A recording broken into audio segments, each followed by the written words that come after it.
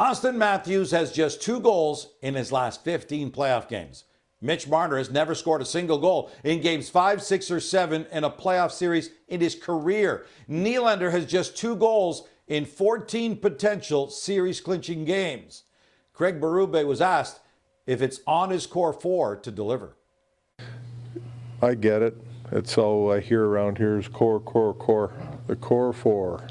But it's on everybody, the team. We're a team, and, it's on the whole team, not just 4 guys. Marty, we understand it's not just on the core 4, but the Leafs' best players clearly have fallen short. They haven't delivered in the biggest games. The Leafs just keep protecting these guys overall, yet they've won just 1 playoff series in the Matthews, Marner, Nylander, and Riley era.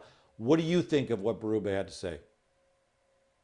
Well, I can appreciate that Craig Berube is trying to put the focus on the team and take some pressure off, because there's been a lot of pressure on the core 4 in Toronto, media-driven, fan-driven. But I think that, look, this is coach number 3. We had Mike Babcock, we had Sheldon Keefe, and now Craig Berube. And I think that somebody's got to start putting some heat on those guys to be able to perform. Now, can you look at the whole team aspect? 100%. Look, there is times where your depth has to come through. But overall, like, you're up 3-0 in that series. One of those games, your top players have to step up. Your top players have to go out, have a night where they go 2 goals, 2 assists, 4 points. You win 5-2. That's what is about here when you look at Toronto Maple Leafs and their playoffs failure of, the last few years. And now this is Craig Berube's biggest challenge. He had a great season. And I feel like, okay, you got to start to put some pressure internally. Turn up the heat. See how they're going to respond. Because protecting them definitely hasn't worked over the last few years. And that hasn't worked in Game 4 and Game 5 of this series. So you're going with the same strategy going into Game 6. I don't know that this is going to work for the Toronto Maple Leafs. So I get what he's trying to do. And internally, that's all that matters when you look at the Leafs, their locker room, their relationship, players to players, players to coach.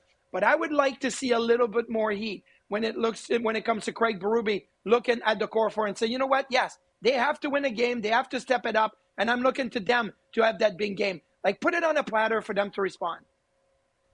You talk about internally, but what about more publicly? We've seen other coaches challenge their stars. A couple of days ago, the Stars were in trouble. Pete DeBoer called out his stars. Wyatt Johnston scored 9 seconds into the game. Johnston, Rantanen, and Marchment all scored their first goals of that series. Pasternak's been called out in playoffs gone by, and then he immediately delivered. Is it time for a Leafs coach to publicly call out his stars?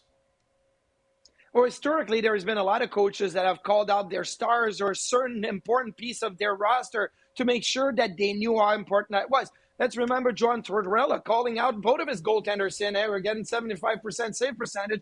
And, well, that led to Nikolai Habibulin going in and winning a Stanley Cup. Like, that is always historically something that you have to manage as a coach. But again, when it comes down to this situation, you can call him out for Game 6. And if it doesn't happen, you can always temper the expectation for Game 7, go back to protecting them. But I think there needs to be a little bit of an experimentation right now. What works with these guys? What if I put the weight of the world on their shoulders and see if they're going to respond in a positive way? Not everybody responds the same way. So maybe you're not looking at the core 4, but you're pointing out individual. And you talk to them after. You say, hey, Austin, I pointed you out. I singled you out in the media. But I want you to know I believe in you, and I know you can do it. And maybe you're not singling out Willie Nylander. Maybe you're singling out Mitch Marner. You talk to him. I think there's a different approach. You can't just look at it as the core 4. Everybody, Tavares, Nylander, Marner, Matthews, they're all different. So maybe you got to handle them differently as opposed to put a blanket over the 4 of them, because they've all had their moments, and they've also all had their moment of failure. But I do believe that historically, I like a coach that's willing to turn up the heat and say, I'm going to test them and see how they're going to respond. What is it about Matthews, Marner, and Nylander's particular style of game that's so incredibly effective and successful in the regular season and then so ineffective in the playoffs? Why do teams have so much more success shutting them down come playoff time? Well, I think the big thing is, pre-scouting and line matching and everything that you do. When you play multiple teams in the regular season, you get ready to play the Boston Bruins on Tuesday, and then on Thursday, you're playing the Toronto Maple Leafs. You see a few clips. You don't really have that muscle memory, that recognition of what those players are trying to do, how they're playing. You're just going, game by game by game. All of a sudden in the playoffs, you get ready for game one, you have clips the next day. You're being singled out, right? If you're the Ottawa Senators and you are matched up against Matthews and Marner and Nylander, now you see yourself against them, and now you know how to handle it. You know what side of the ice they like to set up on or come up on the rush. You know how they're playing defensively. Maybe you can spend more time in their zone and put more pressure on their defensive game as opposed to allowing them to have this free-flowing game. Physicality is a big part of it as well. Goaltending is a big part of it. I know that when I see the same players over and over and over again, all of a sudden I start to pick up on their little details, the way they shoot the puck, the way they're going to pass. Maybe I get a little bit more of a quicker read, and that makes the difference in a save. We've seen Linus Ullmark much better in the last two games than he was in the first three. Studying the tape, that is going to do. So I think that is one big reason why maybe Marner, Nylander, and Matthews have not had that much success in the playoffs. But look, we've also seen fantastic players. Connor McDavid. We've seen guys win. Jack Eichel. We've seen guys winning cups and having success in the playoffs, despite the fact that teams can really look at the video and prepare against them. So I think that is one thing that is a reason, but it's not why they're failing totally. It's on them to be able to overcome that.